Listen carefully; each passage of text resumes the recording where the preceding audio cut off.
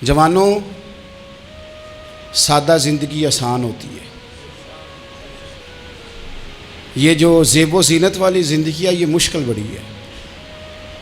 آپ یقین کریں، جن لوگوں نے کپڑے پہننے ہیں نا پردے کے لیے، وہ بڑے سوکھے ہیں، جو بھی مل گیا پہن لیا، اور جنہوں نے دکھانے کے لیے پہننے ہیں وہ بڑی مصیبت ہے کہ یار میں نے اتنا مہنگا جوڑا پہنا ہے، کسی نے تعریف ہی نہیں کی۔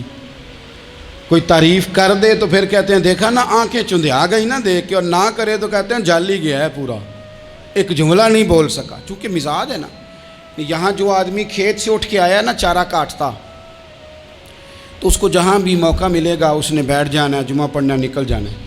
اور جس بچے نے 4-5 ہزار بالوں والوں کو دیا ہے نا، سیدھے کر دے ذرا میرے، وہ بڑا پریشان ہے کہ میں نے اتنی محنت کی ہے کسی بندے نے دیکھا بھی نہیں۔ سادہ زندگی آسان ہوتی ہے، بندہ سوکھا رہتا ہے، اور جو تکلفات والی زندگی ہے، لوگ تعریف کریں، لوگوں سے کچھ، وہ مشکل ہے۔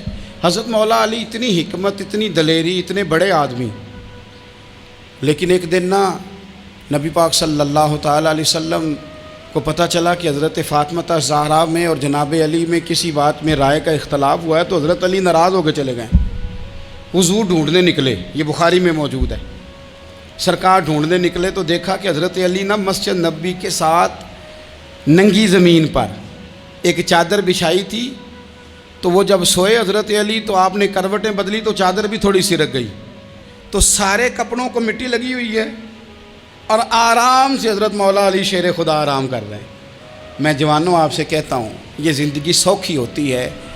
میں نے کھیت کی وٹ پہ، بننے پہ، کھیت کے کنارے پہ کسان سوتے ہوئے دیکھے ہیں، اور میں نے 1.5 کروڑ کی گاڑی میں نفسیات کے ڈاکٹر کے پاس بیٹھا وہ شخص دیکھا ہے جو کہتا ہے پتہ نہیں کیا بات ہے، نیند کیوں نہیں آتی۔ وہ زندگی آسان ہے، اس میں تھکاوٹ ہوئی ہے، بندہ سو گیا جہاں جگہ ملی، سو گیا، اور کچھ تڑپ رہا ہے کیونکہ وہ عادی ہو گیا ہے، یہ 2 منٹ کے لیے بند ہو گیا ایسی، تو وہ گیا۔ حضرت علی وہاں آرام سے، سارے کپڑوں کو مٹی لگی ہے۔ میں مولا کائنات کی بات کر رہا ہوں، میں شیر خدا کی بات کر رہا ہوں، میں اسد اللہ کی بات، امام المشارق والمغارب کی بات کر رہا ہوں۔ حضرت مولا علی اور زمین پہ، سنگیو زمین پہ آرام سے سو رہے ہیں۔ میرے محبوب گئے اور جا کے فرمایا یا ابو تراب، او مٹی والے اٹھ جا، کپڑوں کو مٹی لگی تھی نا، مٹی والے اٹھ جا۔ لفظ کیا، یا ابا تراب، او مٹی والے۔ حضرت علی کو ساری حیات ظاہرہ جس نے بھی ابو تراب کہا، جناب علی بڑے ہی راضی ہوئے، خوش ہوتے تھے، فرماتے تھے یہ مجھے کہو، یہ میرے نبی نے مجھے کہا ہے۔ اور مٹی والے اٹھ جا، آپ کی زندگی کی جو سادگی ہے۔ میں آپ سے عرض کروں، ہمارے تکلفات ہمارے اپنوں کو بڑا پریشان کرتے ہیں۔ ایک داماد وہ ہوتا ہے جو جہاں بٹھاؤ بیٹھ گیا، تو بوڑھا سسر بھی سکون میں ہے، ساس بھی آرام ہے۔ اور ایک وہ ہے کہ جو ہر بات میں بگڑتا ہے کہ یہ چادر میرے شایان شان تھی جو بچھائی ہے، تو پتہ نہیں ہے میں کون صاحب ہوتا ہوں، تم نے میری مرضی کے مطابق فلانا کام نہیں کیا۔ آپ یقین کریں، سسر بیچارہ ادھار پکڑتا پھرتا ہے کہ داماد صاحب آ رہے ہیں، ہر بات میں رٹا، ہر بات میں جھگڑا۔ میرے پاس سنگی دور دراز سے آتے ہیں تو میں دیکھتا ہوں کہ اپنا لہجہ ہے، تو کچھ لوگ اتنے میٹھے، اتنے پیار والے آتے ہیں کہ یوں محسوس ہوتا ہے کہ جیسے ان کے لیے آپ کو کوئی تکلف کرنے کی ضرورت نہیں، اور کچھ ایسے ہیں کہ آپ کو سراہنے کھڑے ہونا پڑتا ہے کہ جناب کی چائے جلدی لے آئیں۔ مزاج نازنی پہ بعض چیزیں گراں گزرتی ہیں۔ تو بھائی جب آپ سادہ اور آسان ہو جاتے ہیں تو آپ دوسروں کے لیے بھی دشواری کم پیدا کرتے ہیں۔ حضرت علی شیر خدا کہتے ہیں بھوک لگ گئی تھی، بھوک بڑی لگ گئی، اور حالات غربت کے تھے، آزمائش تھی، تو فرماتے ہیں کہ میں نے سوچا مزدوری نہ کر لیں۔ ہم کیا کرتے ہیں، جو زیادہ غریب ہے وہ مانگ لیتا ہے، جو درمیانے طبقہ ہے کا وہ ادھار لے لیتا ہے۔ حضرت مولا علی نے کیا فرمایا مزدوری نہ کر لیں، چونکہ حالات کچھ اور تھے۔ تو حضرت مولا کائنات شیر خدا کرم اللہ تعالیٰ وجہہ الکریم فرماتے ہیں، یہ سادگی دیکھیں۔ آپ فرماتے ہیں میں مزدوری ڈھونڈنے نکلا، کیوں نہیں ملتی ہمارے جوانوں کو مزدوری، کیوں کہانیاں سناتے ہیں۔ حضرت علی کہتے ہیں میں ڈھونڈنے نکلا، ایک عورت کو میں نے دیکھا کہ اس نے کچھ مٹی نکال کے رکھی ہوئی ہے، تو اسے تر کرنا چاہتی ہے۔ پرانے زمانے میں مٹی میں پانی ڈال کے اسی سے لوگ کام لیتے تھے، اسی سے دیواریں بن جاتی تھیں، ہم گارا کہتے ہیں اپنی زبان میں۔ تو وہ گارا بنانا چاہتی ہے لیکن پانی نہیں نکل رہا اس سے نا، اس نے کنویں سے پانی نکالنا، نکل نہیں رہا۔ تو حضرت مولا علی شیر خدا کرم اللہ تعالیٰ وجہ الکریم فرمانے لگے، میں نے اس بی بی سے کہا کہ میں پانی نکال دوں، مزدوری دو گی؟ اس نے کہا میں بھی مزدوری تلاش کر رہی تھی، ایک پانی کا ڈول آپ نکالیں گے اور مٹی پہ ڈالیں گے تو ایک کھجور دوں گی۔ حضرت علی فرماتے ہیں گرمی بڑی سخت تھی، میں نے 16 ڈول پانی کے نکالے، 16 برتن بھر کے پانی نکالا اور اس مٹی پہ ڈالا، پھر میں ہاتھ دھو کے آیا اور اس خاتون کے پاس بیٹھا تو اس نے مجھے، او مزدورو کمزور کمزور پڑھتے ہو، پیچھے پیچھے ہو کے بیٹھتے ہو، خیال بناتے ہو کہ ہم کوئی کمزور لوگ ہیں، یہ دیکھو میں کن کی بات کر رہا ہوں، جن کا پیار ایمان ہے، جن کی محبت ایمان ہے۔ حضرت مولا علی شیر خدا تمہیں سبق دے رہے ہیں کہ حکمت، دانائی، بہادری اور پھر سادگی۔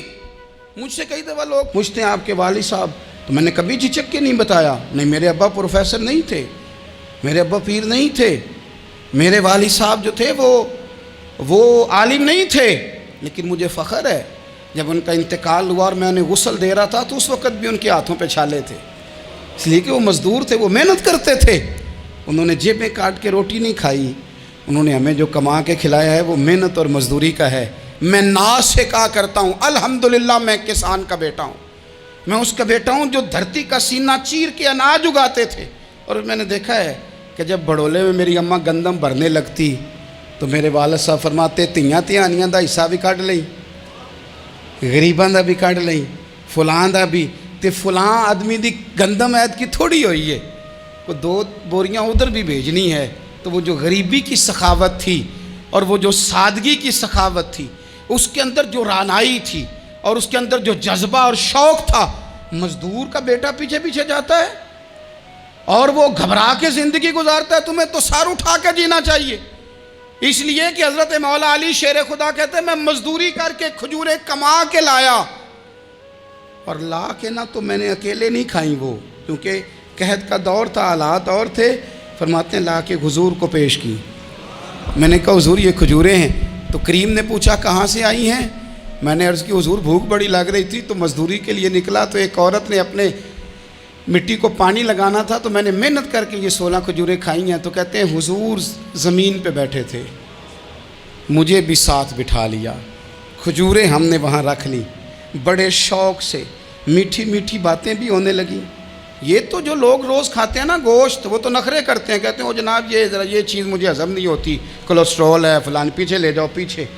لیکن کبھی آپ دوپہر کو مزدور کو روٹی کھاتے دیکھیں، وہ جس طرح ہاتھ دھوتا ہے اور پونے کو اچار لگ جاتا ہے سارا جو وہ باندھ کے لایا ہوتا ہے، اور لیکن جب وہ کھا کے کھانا اچار کے ساتھ آسمان کی طرف دیکھتا ہے، لفظوں میں نہیں، چونکہ لفظ تاثیر سے بنتے ہیں تلفظ سے نہیں، اہل دل آج بھی ہیں اہل زبان سے آگے، وہ جو لہجے سے رب کا شکر ادا کرتا ہے تو اس کی آنکھوں کی روشنی بتاتی ہے کہ جو اس نے کھایا ہے اس نے رب کا شکر بھی صحیح کر کے ادا کیا ہے، پھر اٹھ کے کام۔ تو حضرت مولا علی شیر خدا کہتے ہیں حضور نے مجھے وہیں بٹھا لیا اور رغبت سے کھجوریں کھانے لگے۔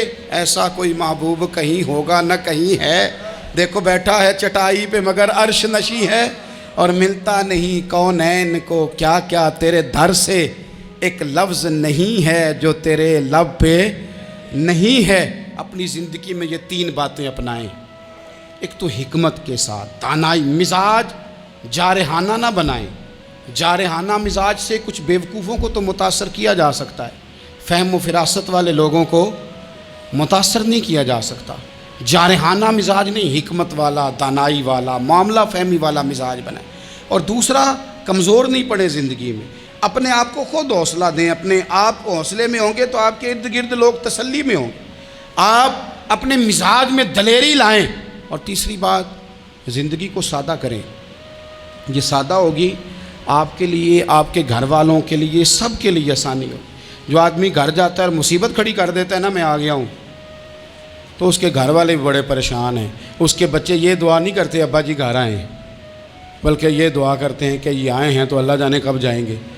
حضور کو مکہ بھی بڑا ہی پیارا، اس شہر سے بھی رسول کائنات کو بڑی ہی محبت. لیکن پتہ ہے مسلمانوں کو مدینے سے اتنا پیار کیوں ہے؟ یہ محبت ذاتی نہیں، یہ بھی خدائی ہے. یہ نہ اللہ کی دی ہوئی ہے، مالک کی عطا ہے. حضور نے دعا فرمائی مدینے کی محبت کے لیے. نبی پاک نے، یہ جو ہمارے سینے مچلتے ہیں، دل تڑپتے ہیں، ہماری اولادیں روتی ہیں، ہم سب کچھ قربان کر کے بھی اس شہر نور میں جانا چاہتے ہیں، تو یہ خدائی فیصلہ ہے، اللہ کی پیدا کی ہوئی محبت ہے.